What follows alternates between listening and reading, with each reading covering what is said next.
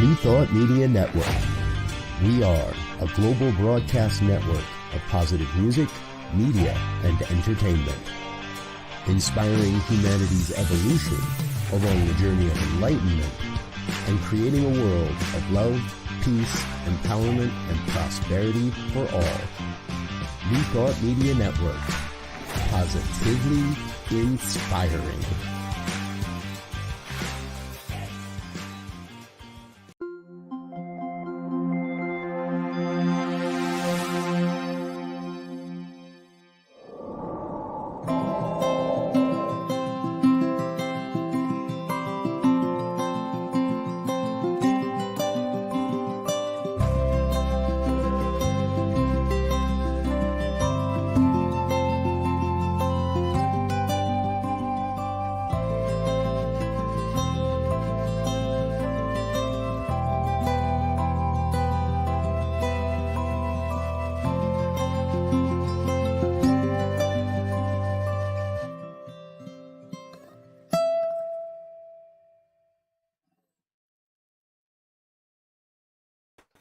Good afternoon.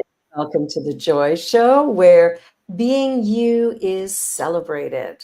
Joy is an acronym for just one you. So get ready for a great hour of inspiration. But let's begin with the land acknowledgement. In the spirit of reconciliation and peace, we are grateful for the opportunity to meet on these lands, these sacred spaces. We thank the generations of people who have taken care of this land for thousands of years. And we recognize our oneness, we realize our history, and we choose to create a new reality. For we are one. Miigwech. Well, my guest today is the remarkable Reverend Dr. Martha Creek, and she is amazing. She serves those who serve. Yes. She looks after all of us who are looking after all of you. How great is that? Widely known in New Thought, Martha's trainings approach deep inner work as an adventure with a sense of curiosity and wonder. A master of the art of right questioning, she calls forth the most stubborn and self-defeating patterns, yes, she does, to create a new way of being, literally. So ordained in religious science, divine science, Martha has served in many capacities, and we're just going to stop there and let you meet this glorious woman. Welcome, Martha. So glad you're here. How do you do, everybody? Thank you for that, Barbara Jean. It's a privilege for me to be here. As you said, it's a fulfillment. So these seeds are sown today out of the goodness of our heart and our own call to ministry to serve those who serve. So anybody listening to this now or later is also servant-hearted, or they wouldn't have been live with us. So I bless it and uplift it, that it is renewing, and that it is revitalizing, restorative, and absolutely purposeful and meaningful to every heart and soul, mind that it touches. Yeah, it's the work you're doing is remarkable, because for those of us who are in ministry or in this serving type work that we do, it can be hard to find someone who can support us in times of need, because we too are human and have needs as well. What got you to do that? Like, how did you get here? Well, I was called as a young child, at 3 years old. It was the first time I declared at age 3 that I'm a minister. And it was very funny. It was seen in my family as a joke. They actually laughed, like I would made a little funny, because there's no such thing as a female minister.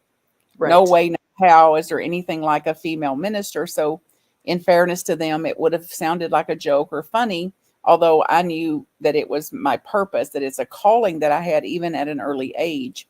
Yeah. And I decided that I would do it formally at age 40. So all through my career, I had a great deal of success in corporations and serving teams and building teams and having a big old time, that whenever I turned 40, I would resign it all and move into ministry formally, professionally, and do it for the rest of my days, ever how many days, years it was. So I plotted a path to look at academies and universities and various seminary programs, and what aligned with me and ended up studying in this to serve in an arena that will serve those who are serving, minister to ministers. That includes also teachers, preachers, social workers, mothers, fathers, sisters, brothers, the whole of humanity. So it's not just a service organization or service as a profession, but service as a verb, minister as a verb, not a noun. So I started then training at age 38, so that by the time I was 40, I would have some seminary and underpinning of training preparation for this. And it was clear as a bell as I got to looking at what was happening out in the world, particularly in the world of ministry, that I could not find a minister that was actually prepared for what they were stepping into. Whew, Like no yes. amount of seminary, no amount of theology, no amount of skills training, pastoral cares had prepared us for the whole spectrum of humanity and what would be required to serve in ministry. So it was clear that calling from that many years ago was accurate, and that then I would spend my days doing it. So 25 now, 20 going into my 25th. 25 years. Wow. I've been in ministry 24 years. So we're kind of close on that. It's interesting because when you say we're not prepared for it, no kidding. I think that's one of the big challenges, probably in many professions. If you don't do an internship, you haven't got a clue what's going on. And being a minister is interesting because it's not a job, it's a life. It doesn't have regular hours. It's not always fun. Sometimes I mean, absolutely. And even if you've done an internship, to stay open to that was one speck of time. Yes. That was one string in a tapestry here. So just because I interned through that string doesn't mean that there's not 20 more strings that will shock me when they show up on my plate either. And the absolute possibility of it, and including how to keep ourselves together. And most of us that are in a quote helping profession got not just a strand of helping DNA, but the whole helix is multiple strands of helper wanting to help and be of some help, some earthly good, and the frustrations of pouring yourself out to help, and how hard it is to see, and how long it takes to see seeds that you plant and nurture actually grow, and to accept the timing of it. And some of my favorite things, honey, one of my favorite things that I'm quoted on includes, you cannot make a bean plant grow by pulling on it. People take nothing away from our little chat here today, but that will serve them the rest of their days. And for me to hear it again, right into my own consciousness, right into my own bones and blood. Yeah. And the will of the way of it is the will and the way of it. And I cannot make a bean plant grow by pulling on it. And while we're at it, my second favorite one is, when you notice the horse is dead, dismount. And we don't do that. We stay on for a long time after. Girl, yeah.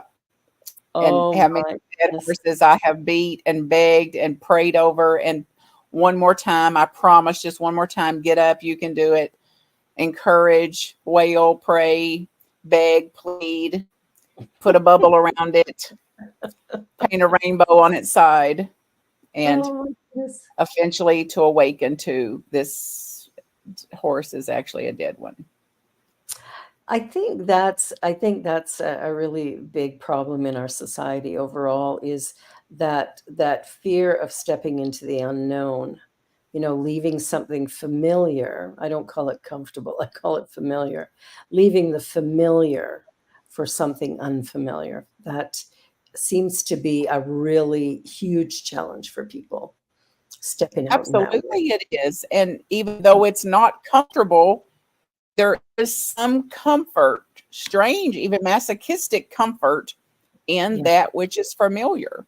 And you can look at it psychologically, spiritually, physically, how somebody that's in a very intense situation, even an abusive situation, has to stay in that over and over and over, because as painful as it is, as suffering as ridden it is, it's not as torturous thinking as what the next might be or what the unfamiliar would bring. And, Yeah. you've heard about it with them having to pry children out of the hands of the people that had harmed them, neglected them, burned them, beat them, and Yeah. symbiotic wiring in there. That biological wiring is real. Yeah, it is. And, it's fascinating. I've done some work with battered women.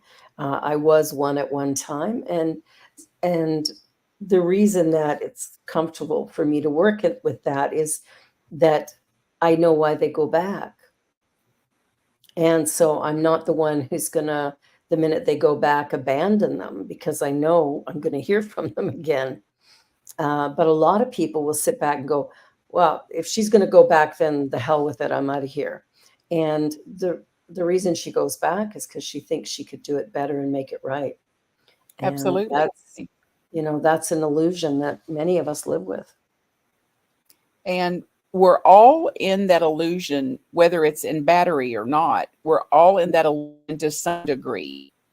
That there's still, if each of us look today to see where I'm still hanging in there like a hair in a biscuit, because I believe I can change it, change them, have some influence, awaken them, change myself, that there's something I can do here that's going to make this reality different. And it's a slippery slope, because many of us would have stories about somebody that actually had a transformation. Somebody that said, that was the last day I ever took a drink, or that was the last day that I ever was hit, or that was the last day I ever hit, whatever. So those stories can cause to hang in there longer, instead of saying, that's its own psychology around that too, to know when I have the tendency to stay too long. Yeah. When the writing's on the wall, and that for whatever reason I can't say I've had just enough of this. And there may be a transformation, and it doesn't have to be, I may not be here to witness the transformation. Yeah, absolutely. Yeah, I've had a number of people that have left for whatever reason, but a few that have come back later.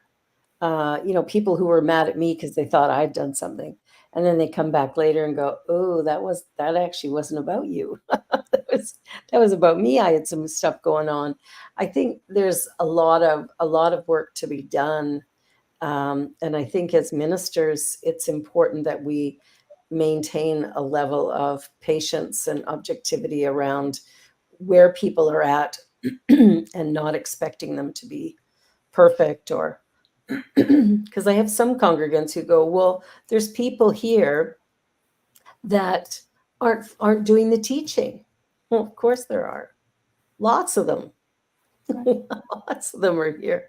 And it's like, of course. But I think people forget that this is a journey, and we're all in a little different place, and we all need slightly different things. And we're learning and growing. That can be a bit frustrating, trying to explain that to somebody sometimes. Let the other people be where they are. Well, absolutely. And for me, I had to wake myself up to, if I'm over there telling them how they're not in alignment with the teachings, I'm not in alignment with the teachings. Exactly. I'm preaching to myself that says, I don't know a thing about their integrity. And that was part of my awakening, that people would say, Barbara Jean's out of integrity. Barbara Jean's out of integrity. And I'm like, you don't know a thing about Barbara Jean's integrity. Barbara Jean's integrity belongs to her. Exactly. So the only integrity I have to meet today, the only integrity I've got to take accounting for today is my own. Is my own. not in my integrity to be pointing out somebody else's integrity.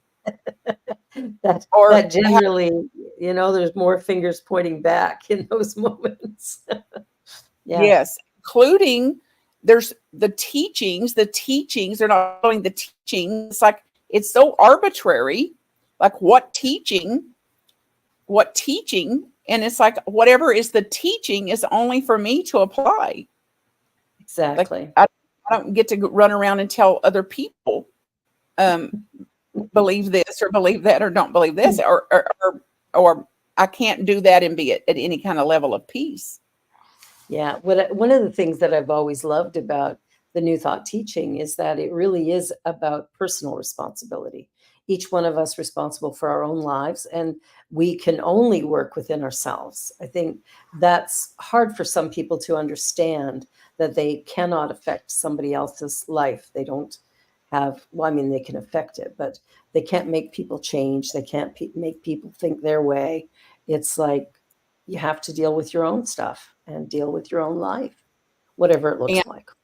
that's, some of us tease, like, well, like, what has happened? Like, what would explain the demise in this? What would explain these ever decreasing numbers in places where you do get connections, social care, spiritual care, spiritual growth, and some of my colleagues will speculate, well, it's very popular because you keep telling people they're responsible for themselves.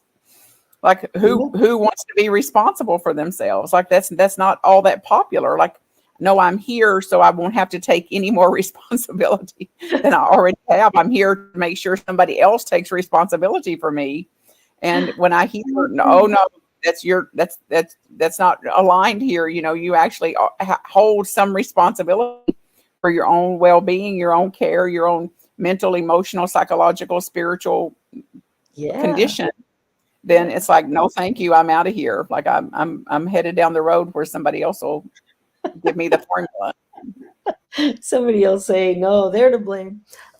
Well, it's fascinating because, and I chuckle because, there's so many people who have left my center when I've suggested to them, you are responsible for your life and everything in it.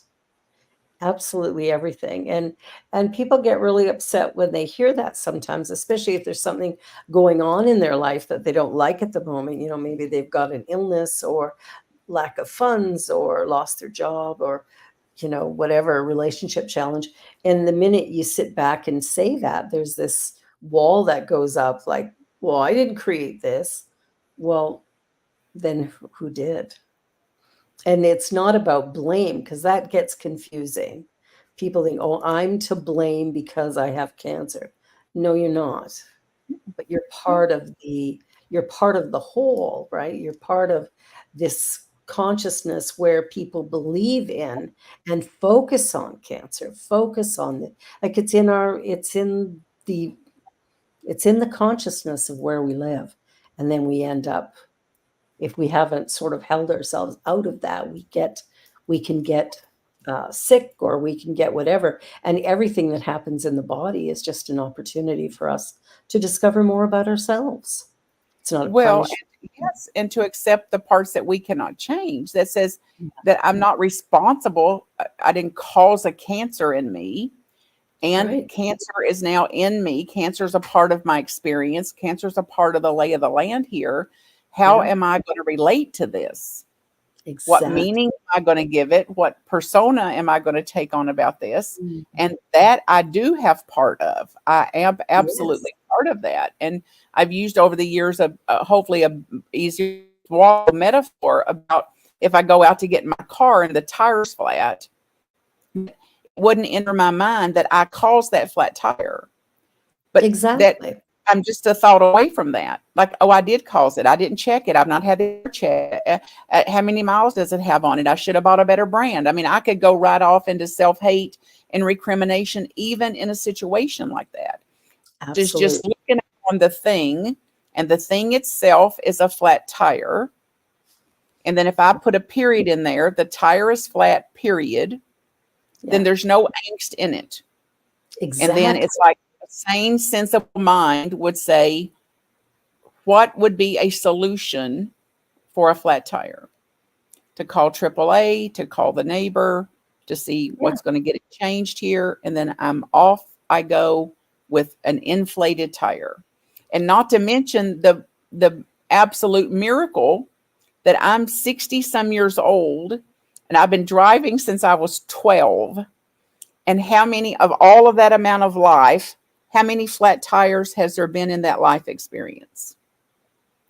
And we're still in reaction to that flat tire, like, OMG, can you believe it?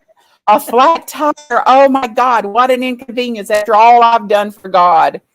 Look what I've dealt with today. Instead of like, it's a miracle that I've made it that far without more tires, with the condition of the roads and potholes and below freezing and ice and snow and 150 degrees and whatever else. It's a miracle tire has air in it. And it can stay on a rim doing 90 miles an hour down a freeway over and over and over. So the awe of that. And then if we're not careful, we'll talk about that the rest of the day. Martha, how'd your day go? It's like, that flat tire. Went out to a flat tire. It was awful. I had to change my appointments. I had to notify people. I didn't get to go. I hadn't eaten. And it's like, then the phone rings tonight. Hey, how'd your day go? Oh my God, it was awful. Then tomorrow, how was your weekend? Oh my God, it was awful. So it's like this tendency to awfulize and awfulize and awfulize. So to interrupt that at all, to say, I did have a flat tire, period. And I met flat tire with some understanding. I met myself with some compassion. This is hard. This is not pleasant. This is not convenient. I meet myself with some compassion and understanding. And I dealt with the flat tire and went on about my day. And move on with it. Yeah, I think that's the big one. One of the things that I've been teaching with a little graph is to have, the event in the middle, and the event is always neutral. Always neutral. It can't be anything else. And so I sit back and I look at that and I go, well, if the event is neutral, then let me deal with it from that perspective. And that makes it easier, because the minute I judge it as good or bad, all the emotions flood in that are going to match that thought. And, sometimes we think the feeling comes first, but it doesn't. There's always a thought that precedes it. And and even if the feeling is first, or we're not aware of the thought, all the hell is after the comma. So it's a flat tire, period. There's no hell there. There's no hell there. There's a period. Yeah. Comma. And it shouldn't have happened. This is awful. Yeah. Life is unfair. All the hell is after that comma. So power to the period. Power to the period. And I remember the other one that we see in the news lately a lot is what if. Something happens, but then they go into, well, this happened, but what if it had gone to here, and what if that, and what if didn't happen? Why are we spending all this time on what if? And that's what really creates the suffering in us, is as we focus our attention on things that haven't even happened, probably will never happen. And we're spending all of this mental energy. It's also, though, an addiction. Yes. Like, we're getting chemicals off that. The same chemicals are coursing through our body out of that what if and awfulizing, and that we get off of certain drugs and things. So it's an addictive quality to spin in that, to speculate, hypothesize, theorize, and that what if is a part of it. And we're wired to some degree as a dreamer aspect of us, to dream into what if I imagine something, and then that's a use of imagination that is awfulizing something that didn't actually happen. And then our bodies doesn't know that it didn't actually happen. So our bodies are in a physiological response to that imaging, that imagination, and that gerbil wheel that I'm on of awfulizing and what if, and the body's in a response to that. So we're under the stressful effects of that did not actually happen. I think that's part of what I see with the news cycles as well. You know, you have your 24-hour news cycle, but there's only so many stories. And so they repeat them and repeat them and repeat them, sometimes many times in an hour. If it's a really big story, then it's constant. And I think that then plays in our mind where it's not one event. It's almost like our mind interprets it as, oh my goodness, the whole world is, completely destroyed. And we've got this whole mantra going that makes us feel pretty bad. But I avoid the news for that reason. It can be too much. Absolutely. And that's the reason to, or to have some limit on it that Yes. keeps some mindfulness around this is what I watched prior. So Yes. I've been updated now. I have the news. I've been informed. Whatever I came here for, I have. And I Yeah. can't I'm susceptible to my body reacting to this as I watch these images over and over again as though it's happening again. And there was Yeah. tremendous amount written about this during 9/11 and the Yes. cautions around watching those replays over those planes flying into those buildings and those collapses of that each and every time it was being watched, the body was into its own expressions of stress hormones, cortisol, and that as though it was happening again and again and again. Yeah. And as if it's happening to us.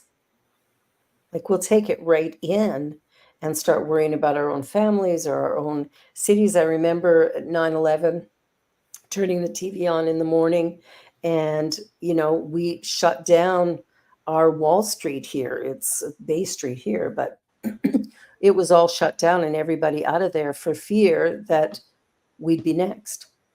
Yes. Being the financial center for Canada. And that fear they played those images a lot that first week. It was constant.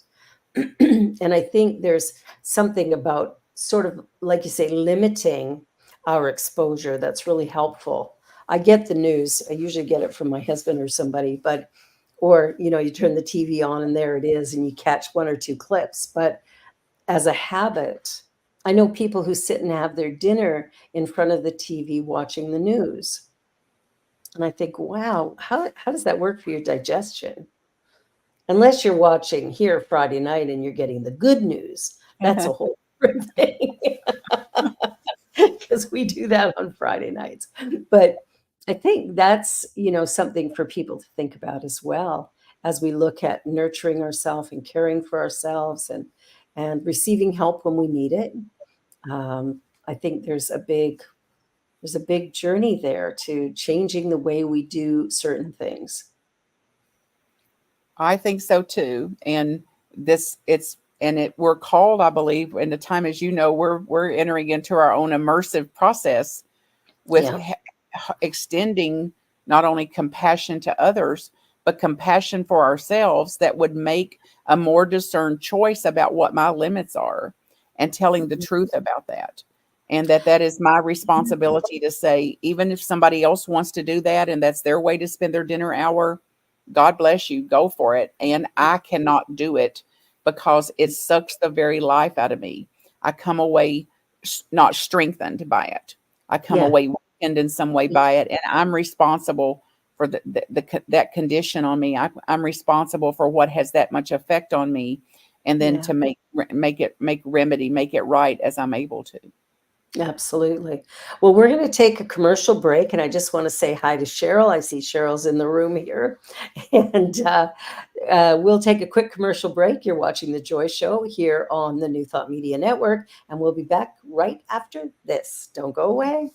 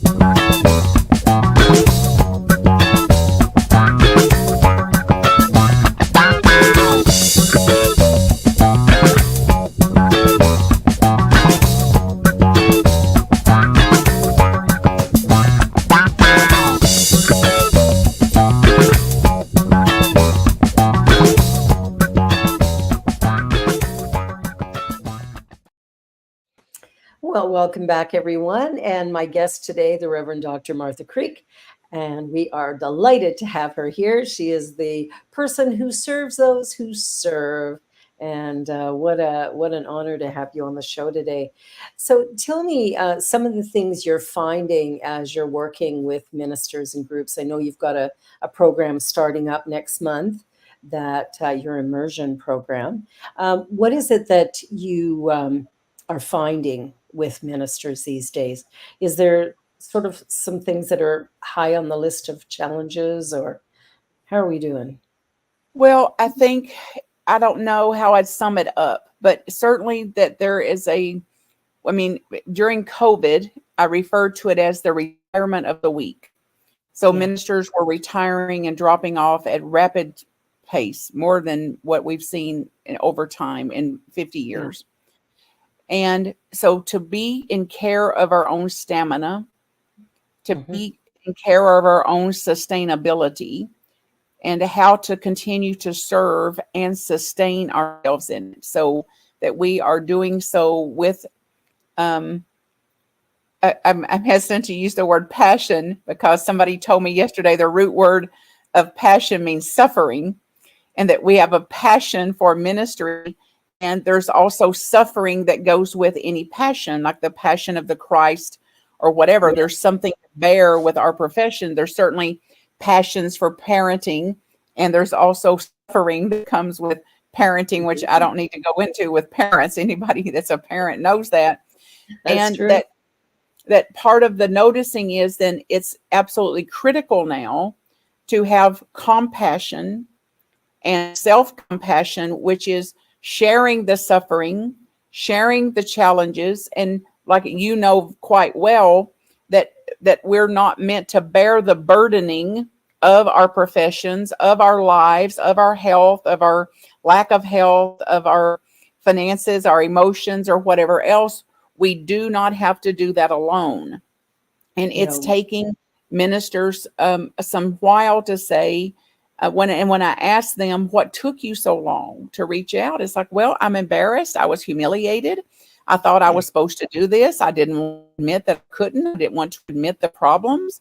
I felt embarrassed that after all this training and all these certifications and degrees and all that I really wasn't equipped for some of this.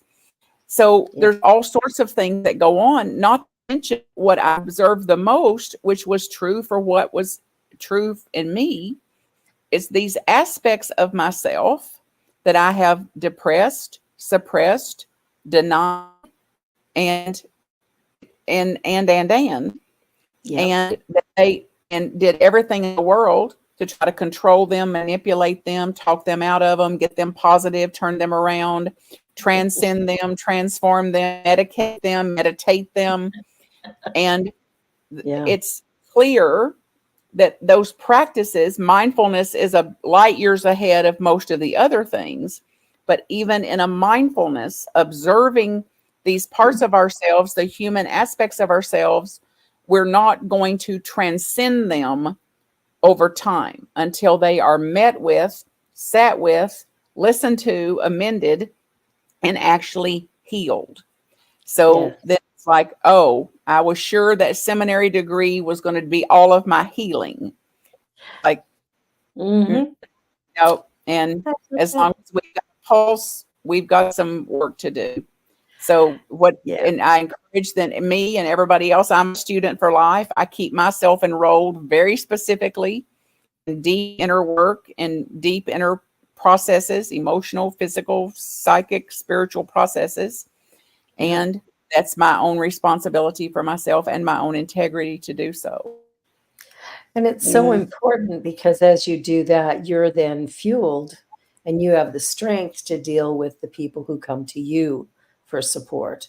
And I think that's what we forget sometimes.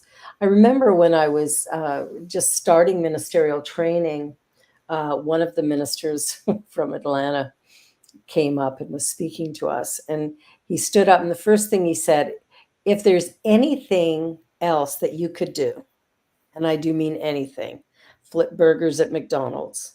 If there's anything else, do that. Because this is big. And I chuckled when he said it because I thought, oh, come on. But having served in 5 churches now, founding 2 of them, it's like, yeah, I get it. I get it. It's not for the faint of heart, that's for sure. You sit back, some days everybody loves you, and the next day everybody's angry with you. So you got to kind of, keep a bit of strength within yourself, or you're going to fall. And that's just part of it. Well, and that's what where I'm observing, honey. That it's Yeah. like, then, okay, how can I continue to develop presence within myself so that I can hold presence with other people, regardless of what kind of shape they're in, regardless of what kind of mood they're in, regardless of what they're holding against me? How can I develop an ever meaning, founded, grounded, solid foundation of presence that's beyond the theory of presence?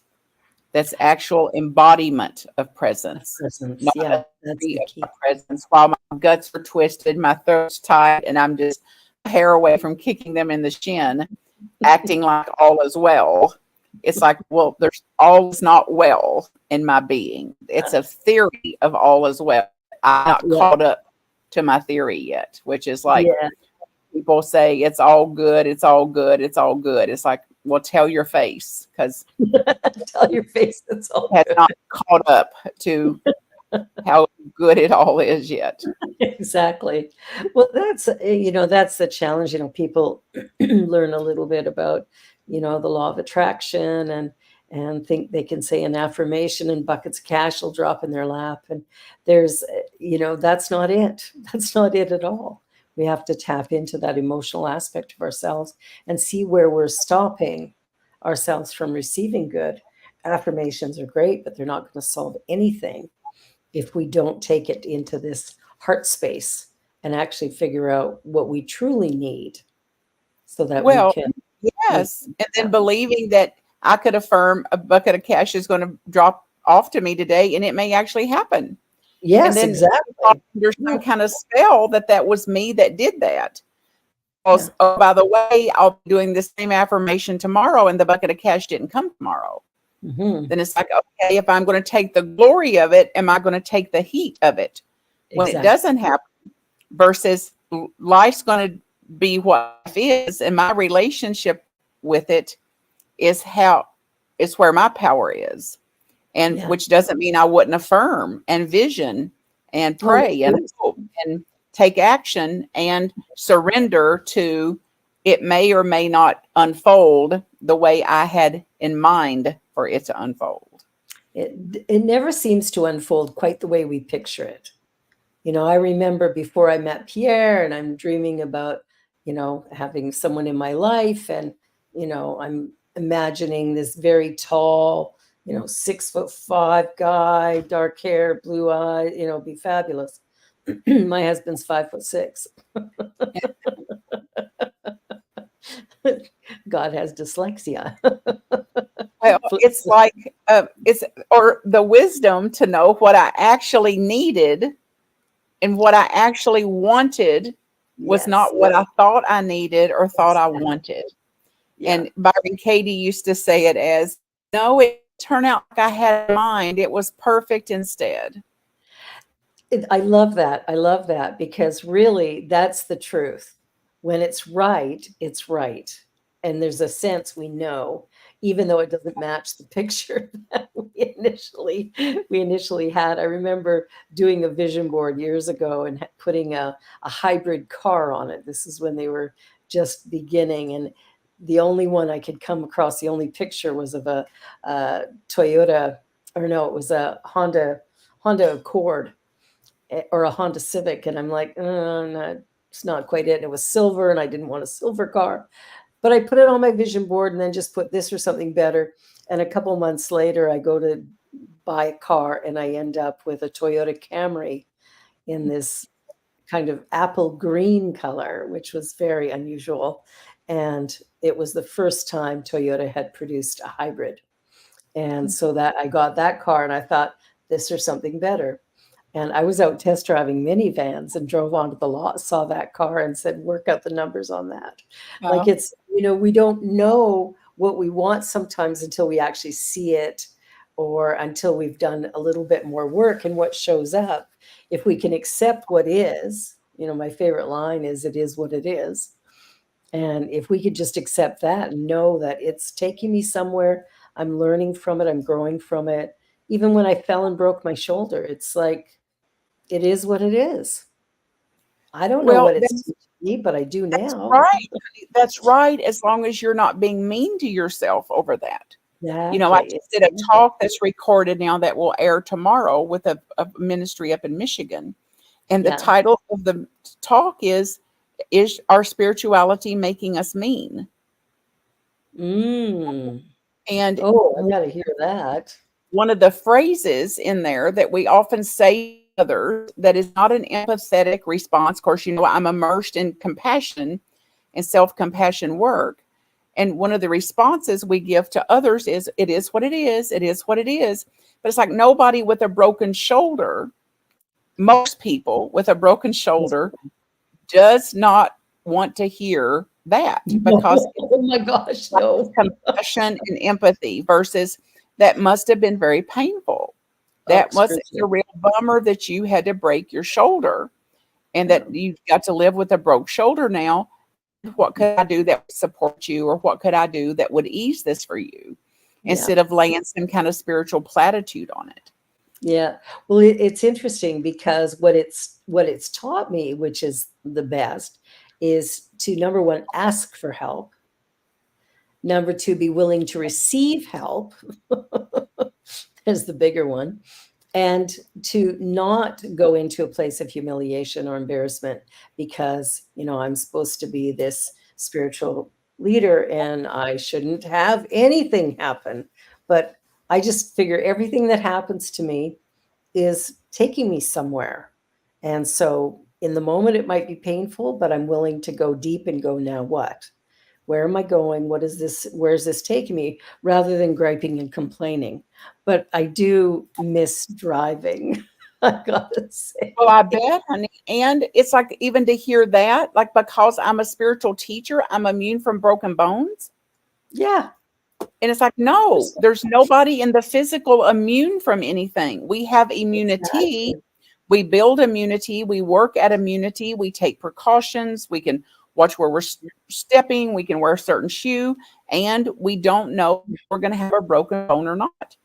Exactly. And then the way some of this comes across from us, unempathetic, even spiritual shaming messages like, God doesn't give you anything you can't handle.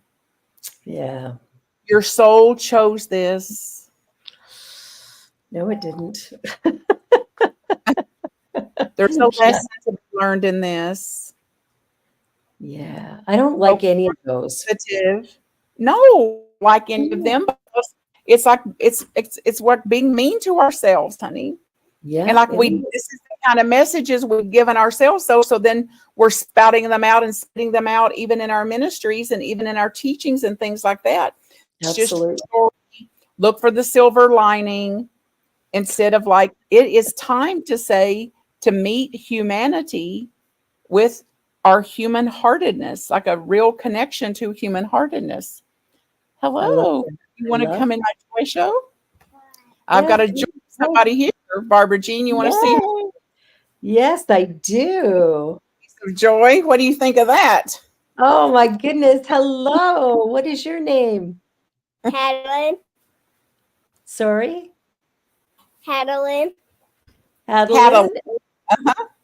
Oh, it's so nice to meet you. You want to tell Barbara Jean what the motto of your school is? It's my favorite motto in the whole world of schools. I'll see if I can get it straight. Red Cross. No, they changed it. They changed it? Uh-huh. What was the old one? It's Red Cross Mustangs love learning. Love learning. Excel in all we do. Excel in all we do. Achieve goes together and do what's right. Achieve goals together and do what's right. Ooh, that's lovely. What do you think of that as a Red Um, Cross? So shout out to Red Cross Mustangs, y'all. And then our new ones, Red Cross Mustangs, are creative thinkers, take initiative, hold each other accountable, are effective communicators, and believe in teamwork. What? Wow. Say it again. Red Cross Mustangs are creative thinkers, take initiative, hold each other accountable, are effective communicators, and believe in teamwork. What do you think of that, Barbara? That is awesome. I mean, love that. they are on it, honey. So they are here creating a world that works for all, and 8-year-old and up.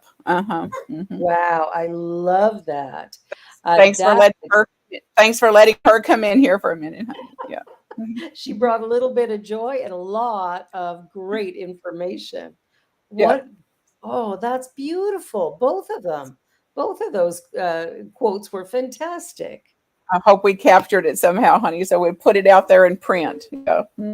Yeah, no, for sure. Because I think sometimes we forget, the impact that we're having on youth when we sit back, and because they don't necessarily follow what we tell them, but they will follow what they see us doing. Absolutely. Yeah. And so if we can model compassion and kindness, self-care, and real acceptance of one another, I think that's the big thing. And I was talking to some people. There's a lot of refugees who've come into Toronto recently, and I was speaking with somebody, and we were talking about how different parents are and stuff. And in Africa, they wouldn't say "I love you" to their children, and hugging and stuff was not a common thing. And so I said to one of my friends here, I said, "Oh, and then you hang out with me, and I'm like hugging and telling you I love you and all this." And she's like, "Yeah," she said, "that never happens. So we find it very unusual at first." And then she said, "But boy, does it feel good." That's it, honey. Like it's a missing piece. It And is. whatever we got in the culture, whatever we got and whatever else, humanity is ready and waiting for some of us to say that we have got enough from the overflow of our own heart, from the overflow of our own innate inherent powers that include love and compassion and self-compassion, that we have something to give and that we can give it authentically. And Yeah. we can give it with less conditions than what we've had before, or with less conditions than what was handed down to us. Yeah, the conditional giving is not the best. I've noticed even for myself, like somebody will say, "Oh, can you loan me $100 or whatever?" And it's like the answer is yes, but it's not a loan. I never consider it a loan. I always sit back and go, "Here it is." you know, do with it what you will. But if it comes back, fine. If it doesn't, fine. Whenever I give anything, I just give it. And then if it comes back, great. If not, I'm not worried about it. Because I found for years that I would get resentful. I loaned somebody a book and then they didn't return it. And then it's in my mind, like, why didn't that person return it? It's like we get really caught up sometimes in those type of games where we're looking for maybe reciprocity. I gave you something, now you have to give me something. I think giving without conditions is far more powerful. Well, That's what I love about the teaching. it's been a big lesson for me. And I loaned and loaned and loaned and loaned and loaned. And I knew good and well that was an abandonment of myself. I knew it wasn't a loan when I put Yeah. it out. I knew the probability was very, very low. I even Yeah. had them to sign promissory notes. Mhm. At some point, it got so bad. Yeah. And that was a clue that if I was having to do that I didn't believe it was. And somewhere along the way, I erased it all.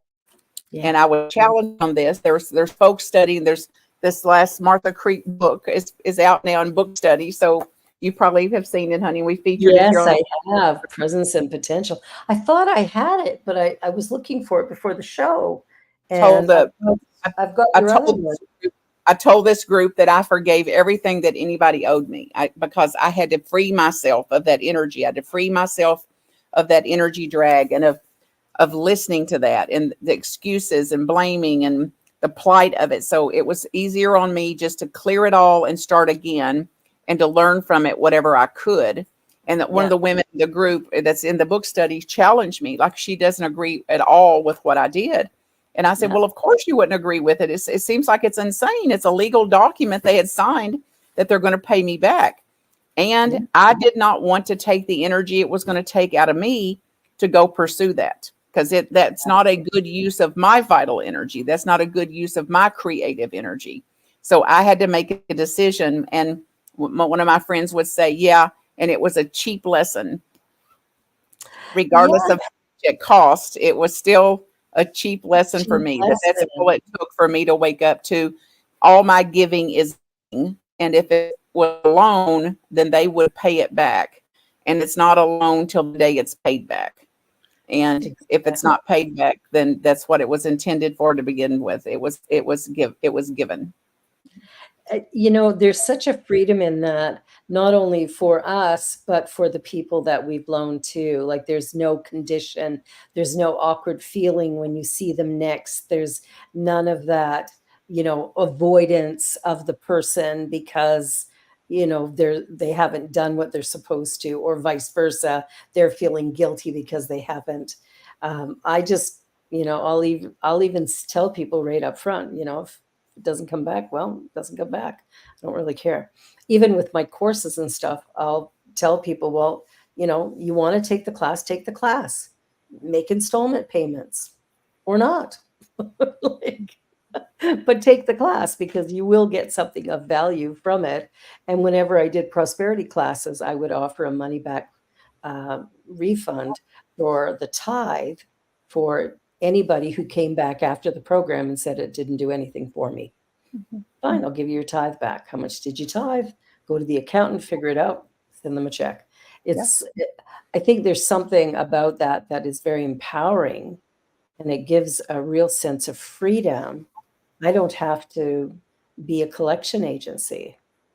I could just absolutely not, or hover over somebody. Yeah. What was your direct experience of that? Did people actually ask for the money back?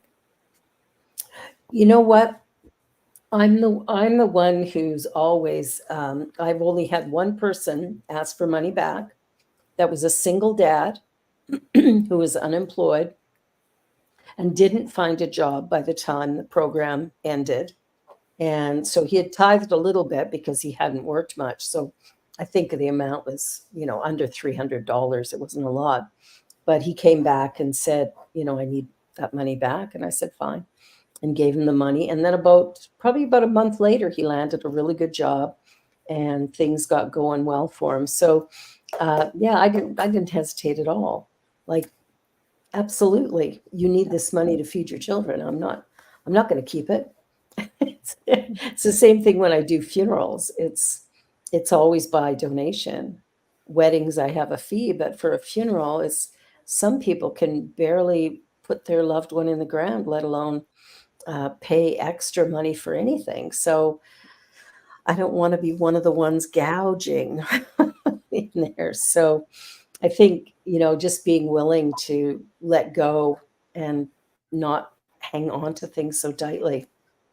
Yeah, we might, if we do another show together, or when we do another show together, that could be an interesting conversation with our fear of being gougers, our fear of being stingy, tight, frugal, withholding, uncaring, non-generous, what that causes for us and what that sets up in us, and how that also attracts to us people that are willing to be handed out to. Yes. People that are willing to say, oh, great, I don't have to pay anything. Great. Then it's like, oh, sign me up. Oh, keep signing me up. Oh, how else can I get somebody to pay for this? So the perfect storm of that, those of us that are chronically helpful, matching up with those that are chronically helpless. Well, and there's that fine line, right? Yeah, who am I giving to? And because I'm happy to say no. And there's some people I will say no to. Well, you're light years ahead of money, because most of us are very, very scary to say no to anybody about anything, particularly people we care about. Well, that's it. And, I've been trying to teach people for a long time. No is a complete sentence.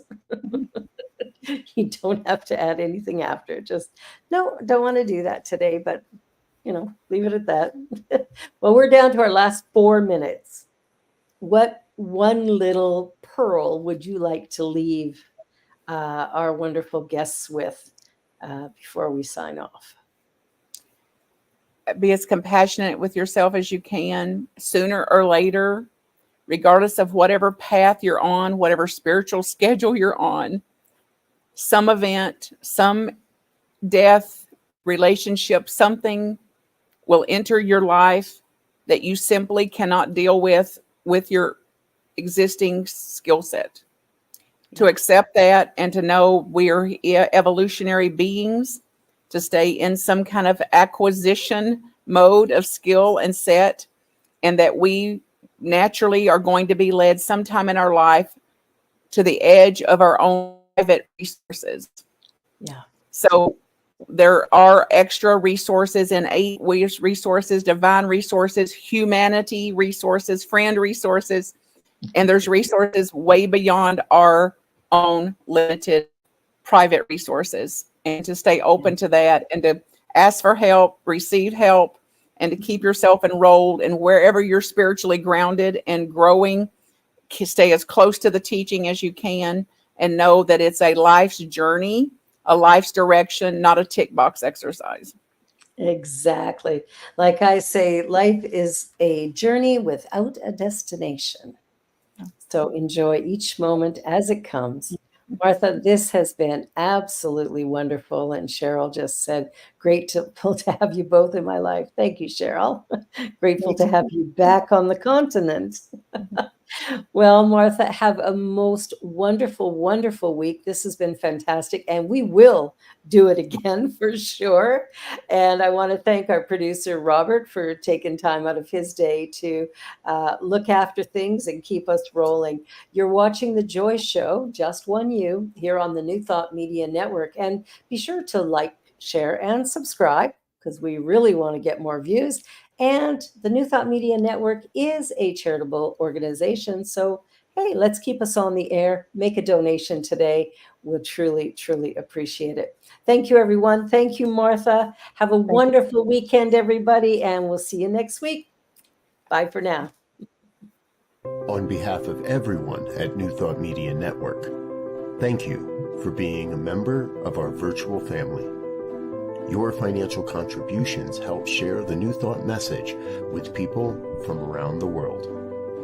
Please visit and contribute at www.ntmedia.org/donate. New Thought Media Network, come be you. And please like, share, and subscribe. Until next time, peace and blessings.